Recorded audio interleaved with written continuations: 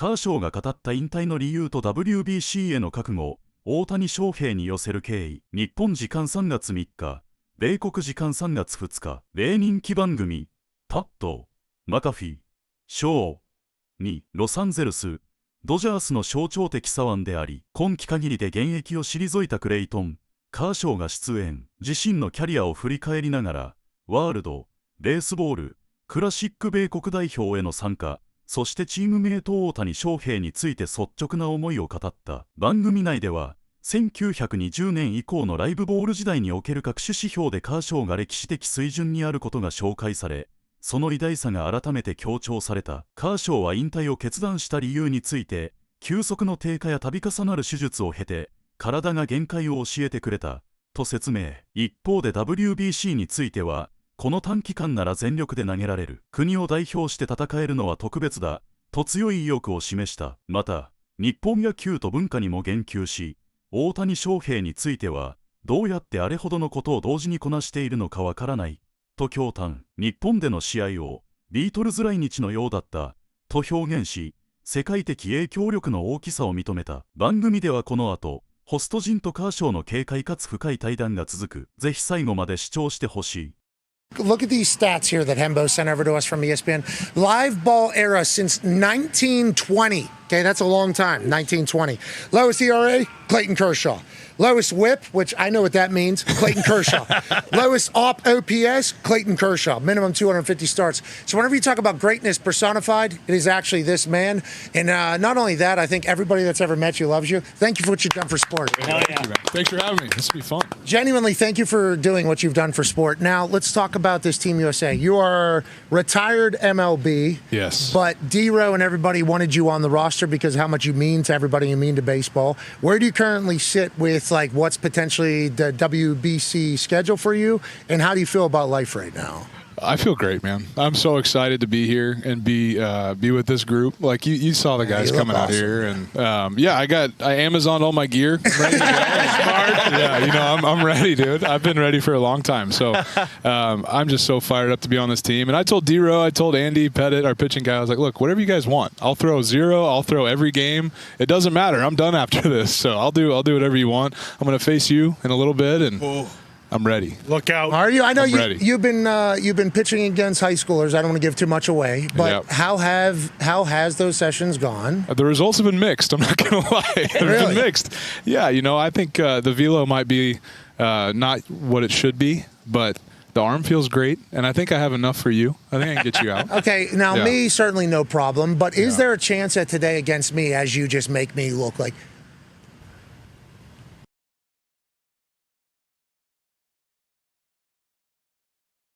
that's what those are called, okay? That's what I'm aiming for. Love that. But everybody that knows baseball has seemingly been telling me, like, hey, you need to not get your hopes up here on contact or anything like that. Is there a chance you come out here and just straight 9-pitch me, okay, through an inning, and then all of a sudden D-Row and Kershaw are like, okay, Kershaw, let's go ahead and have a WBC. Yeah. Are you looking for anything in these moments for WBC, or do you already know what you could potentially do if you had to do it? No, I mean, you're getting me ready. I need this. Yeah, I need this. That's this is a competition. You're helping America. Yeah, let's go. Yeah, this is he's helping America. Yeah, exactly. This is we need you right here. I need good at bats. I need to know what I'm facing, and yeah, I'm getting ready. Okay, Skeen said that if he was pitching against me, he'd throw one behind me. Okay.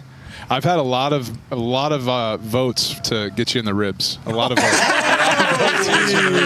From who? Hey, I would like to let you know that'd be on base. Look at the money donation now, Kershaw. Okay. What are we doing here? Normally, whenever we do these types of things, the people we're doing it with very rarely say, "I would actually like to donate." Kershaw was like, I would actually like to donate alongside you in this thing, right? I don't want to speak out of pocket. Yeah, I got you. He said, I'll donate. I'll be a part of this. So here's the money we came up for. If I had a bingo, dinger, dong shot, you name it, 25 grand. Extra base hit, 15,000. And my ghost runner's quick, by the way. Don't you ever forget that. Right. If you walk me, which that would be a rib shot, right? Would that not be? Yeah. How much is that worth? $10,500 donation. Strikeout, $10,000. A hit is just $10,000. Ball contact, $5,000 donation. Okay. Hit by pitch, that's an extra $5,000. So it's actually $15,000. So let's go. Still worth it, but all right. Strike is $1,000, obviously, and then every ball will be a donation by the pitcher as well. You know, for $1,000. If I throw a ball. ball? $1,000. Okay, these are new. Okay, good. Yeah, just Coming after you, man. All strikes. Let's go. Okay, who's good. umping this thing? What's that? Who's umping this thing? I think D-Row's going to be the ump. Okay. I think D-Row's Small gonna be the- box. Yeah. All right. I think he needs to make you like a. Yeah, it does need to be a small Yeah, box. that's a tiny strikeout zone. Or what's it called that's now? not- What's the robot called now? Is there a name? ABS? Yeah, ABS. All right. And am I pitching against you? If you want. Yes. Everybody's telling me that you rake. That's what they say. They say you practice. No, I don't rake, but I can swing a bat. I'll make some contact. Okay, so we'll do all those donation things for you pitching me an inning, and then for me pitching you an inning. I get to try to go deep against you. Every time, yeah. We'll cap it, though, because I might never get you out. Like, I do not know if I can even throw a strike. Yeah. 9 at-bats, cap. Okay. Yeah. There is Full order. Full order is Cap. an out. Yeah, there is a cap, because if I can't get an out. And I do fear, although this is going to be at the end of training today, that some of the other boys might see me up on the bump after you do your thing, and they go, hey, throw a couple more in here. And I'm just getting shelled out here. So I am excited for it. I'm thankful for it all. Thank you for agreeing to do that. It's going to be awesome. It'll be a blast. It's going to be spectacular. Now, let's talk about Team USA a little bit. Okay. And you said you're just happy to be here. I'll do whatever you need from me. What do you think the proper vibes are for the best baseball team? Because it feels like you guys are always upbeat. It feels like there's like yeah, but then in the biggest moments locked in as well. How do you balance like what the proper tone of a team should be in your eyes, especially as a multiple-time winner? Well, I mean, I think that's the way baseball is. I think you play every day, so you can't just be, locked in for the whole day. So I think guys do a really good job being pretty relaxed. And then from everything I've heard about this tournament, the adrenaline, the atmosphere itself, will get you locked in. And it's just so much different than a spring training game. So a lot of guys like Will Smith and some of these guys that were on the Dodgers that told me about it said it's like a playoff game, playoff atmosphere. And so that atmosphere alone will do enough to lock in the guys. But, as far as just hanging out, you just want to get to know the guys, and it's kind of like an all-star game with those guys in there. You just want to hang out, get to know them. All my boys are sending me baseball cards, all my kids saying, hey, I need Aaron Judge, I need the big I was like, all right, guys, I'll get it done. And this is a retired life now. You're going to be doing a lot more of that. Go ahead, D-Butt. Yeah, as a kid, you dream about certain moments, and we were in the same draft as your buddy Stafford. I definitely dreamt about playing against or picking off Peyton Manning and having that moment. Are there like 2 or 3 moments for you, whether it's strikeout against a legend, first CY win, first World Series? Like, what are the top 2 or 3 moments that stand out for you in your amazing career? I mean, I would say winning the World Series. I got to do it 3 times, and that was not a big deal. Yeah, I mean, that was it. I think when you play a team sport, you want to win the last game of the season. And so I think for me, being able to do that, especially this last year, my last game ever, get to win the World Series, like couldn't script it any better than that, and it was just such an amazing moment for me. And then winning the first one, we had a lot of times we got to the postseason and we didn't win.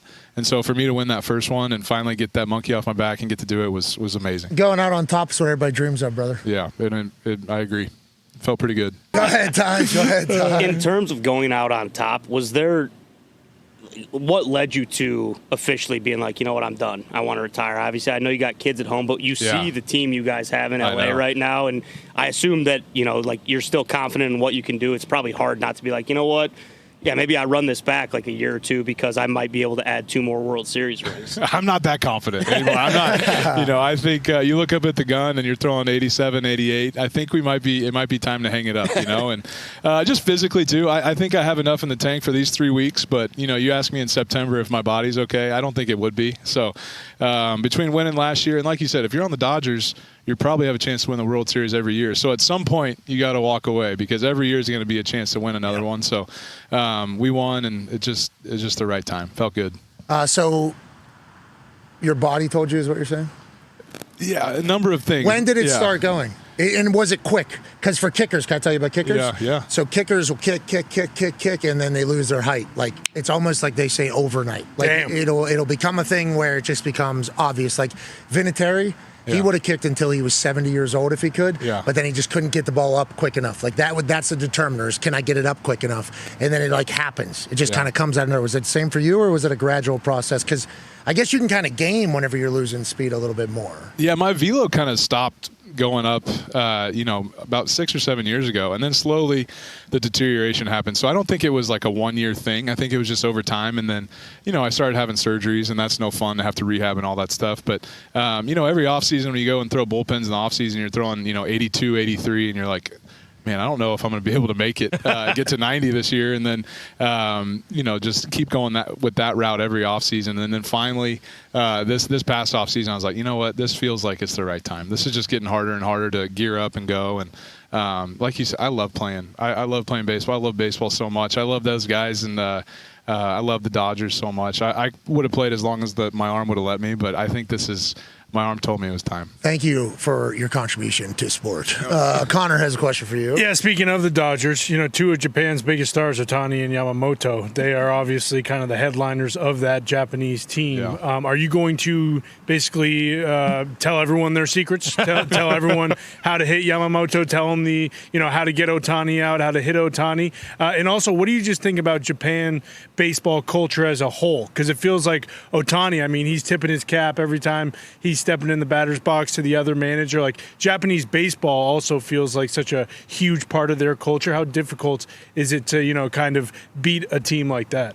Yeah, Shohei and Yama are so good, and they both go about it very differently. So, I think when you think about Japanese culture, like, you think of, like, all the, Mr. Miyagi, all these things, and Yama is a lot like that. Yama, like, is in the weight room every day doing these same things, but with Shohei, he's got to pitch, and he's got to hit, and he's a monster in the weight room, and he's so fast, all these things. So it's amazing what Shohei does. And as far as secrets, I don't know how he does it. I have no idea. I've watched him for a few years, still have no idea how he does it. So it'll be fun if we get to face them for sure, and it'll be a tough matchup, but that's a pretty good group of guys in there, and I'm excited to watch that. Okay, you said you watch Shohei, you don't know how he does it. Don't know how he does it. Really don't. Special, right? This is like it's just alien type stuff? Yeah, it's just God-given talent. He works really hard. You got to give him a lot of credit for how he takes care of himself to be able to pitch and hit and stay healthy, but I don't know how he does it. How's he amongst the boys? He's great. He's great. He's funny. He speaks a lot of English, which I don't know if he lets on to the media too much, but Shohei's great, and he's been a great addition to the clubhouse, and everybody loves him. He's great. Because what has happened with MLB and Japan's relationship with Shohei, and then what your team does with him being there. You guys feel what's happening for baseball, right, with Shohei, while you're riding kind of that, like, not that it's just Shohei on your team. You guys got studs everywhere, which people are pissed about. Yeah.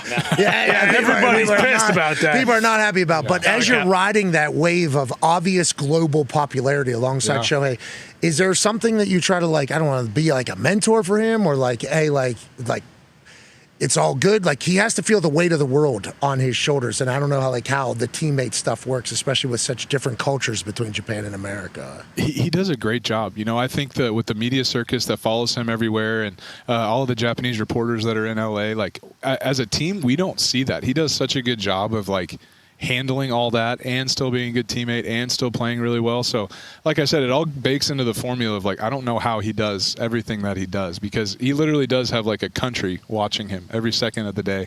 And, we went to Tokyo last year. We opened up at opening day in Tokyo last year, and that was wild. I think it was probably like what the Beatles were. It's kind of like, that's what I would experience just being around Shohei and being on the Dodgers. That was once in a lifetime to see him in Tokyo last year. And then there's drama too. Now, obviously, he's megastar. You talk about a whole country following him, so anything that happens is going to be amplified.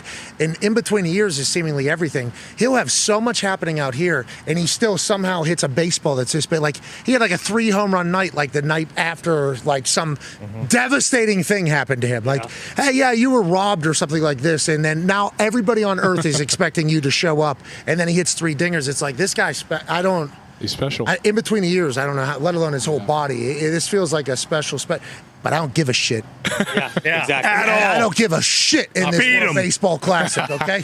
Not at all. Go ahead. 今回も最後までご視聴いただき、本当にありがとうございました。動画の内容を楽しんでいただけたでしょうか。もしよろしければ、チャンネル登録と高評価をお願いいたします。皆さんの応援が、今後の動画制作の大きな励みになります。それではまた、次回の動画でお会いしましょう。